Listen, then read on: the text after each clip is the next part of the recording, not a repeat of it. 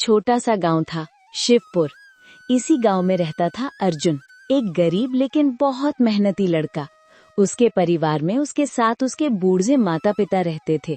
गरीबी इतनी कि 2 वक्त की रोटी के लिए भी संघर्ष करना पड़ता था। अर्जुन बेटा, इतना काम मत किया कर, तू थक जाएगा। अरे माँ, मेरी मेहनत से ही तो घर चलता है और आप लोग मेरे लिए बोझ बिल्कुल नहीं है। बस दुआ कीजिए, एक दिन भगवान हमारी किस्मत भी चमकाएगा। बेटा, तेरे जैसे मेहनती लोग कभी हारते नहीं, वक्त जरूर बदलेगा। अर्जुन हर बात दिल से सुनता और चुपचाप फिर मेहनत में लग जाता। आज अर्जुन भानुभाई जमींदार की जमीन पर काम कर रहा था। काम करते करते उसने देखा कि भानुभाई एक पेड़ के नीचे बैठे बहुत परेशान दिखाई दे रहे थे। सेठ जी, सब ठीक है? आप बहुत उदास लग रहे हैं। तू मेरी मदद करेगा? पहले अपनी हालत तो देख, खुद मजदूर है, क्या करेगा मेरी मदद?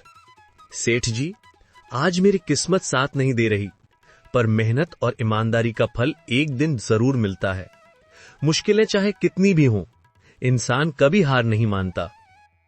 भानुभाई का दिल पिघल गया। वही अर्जुन जो गरीब था, पर उसकी सोच कितनी बड़ी थी। वाह बेटा, तेरे विचारों ने तो मेरा मन हल्का कर दिया। काश आज मेरी समस्या का भी कोई हल मिल जाए। मेरे पिता की पुश्तैनी जमीन को गांव के 2 लोग, रघुनाथ और उसका बेटा विक्रम, जोर जबरदस्ती से हड़प चुके हैं। कानून भी उनकी नहीं सुनता। मैं बेबस हूँ अर्जुन, बिल्कुल बेबस। अर्जुन ने थोड़ी देर सोचा और फिर बोला, सेठ जी, मेरे पास एक तरीका है। अगर आप चाहें तो अपनी जमीन वापस मिल सकती है। सच? बता बेटा, जल्दी बता। अर्जुन ने एक चालाक लेकिन निट्ठल योजना बताई और भानुभाई तैयार हो गए। अगले दिन अर्जुन रघुनाथ के खेत पर जाता है। नमस्ते सेठ जी, सुना यहाँ मजदूरों की जरूरत है। यहाँ किसी की जरूरत नहीं, चल हट। अच्छा, लालचंद सेठ सही कह रहे थे कि आप गरीबों को काम नहीं देते। रुको, किसने क्या कहा हमारे बारे में? अरे बस इतना कि आप गांव के सबसे बड़े और दयालु जमींदार हैं। दोनों उसके जाल में फंस गए। उन्हें अर्जुन की नीयत पर रत्ती भर शक नहीं हुआ। ठीक है, कल से काम पर आ जाना है। कुछ दिन बाद अर्जुन की मेहनत ने दोनों बाप बेटे का दिल जीत लिया। वो उस पर पूरी तरह भरोसा करने लगे। रात को अर्जुन खेत में अकेला था। वो अपनी योजना का आखिरी हिस्सा पूरा कर रहा था। उसने उस खेत में एक नकली कंकाल जमीन में गाड़ दिया। अगली सुबह गांव में हड़कंप मचा।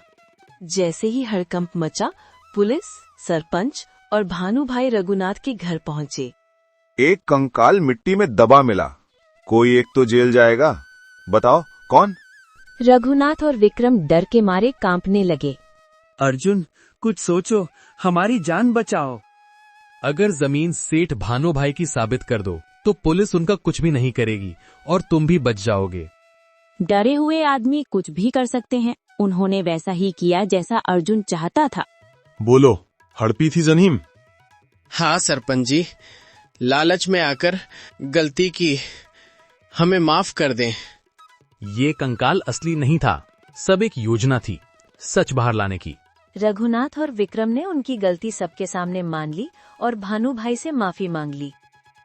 अर्जुन, तूने मुझे मेरी जमीन वापस दिलाई। वादा किया था ना, उस जमीन का एक हिस्सा अब तेरे नाम। सेठ जी, मैंने तो सिर्फ अपना फर्ज किया। नहीं बेटा, तेरी मेहनत ने तेरी किस्मत बदल दी है। आज से तुम अपने खेत के मालिक हो।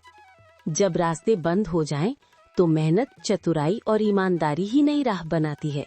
अर्जुन गरीब था पर हिम्मत वाला था, इसलिए किस्मत ने भी उसका साथ दिया।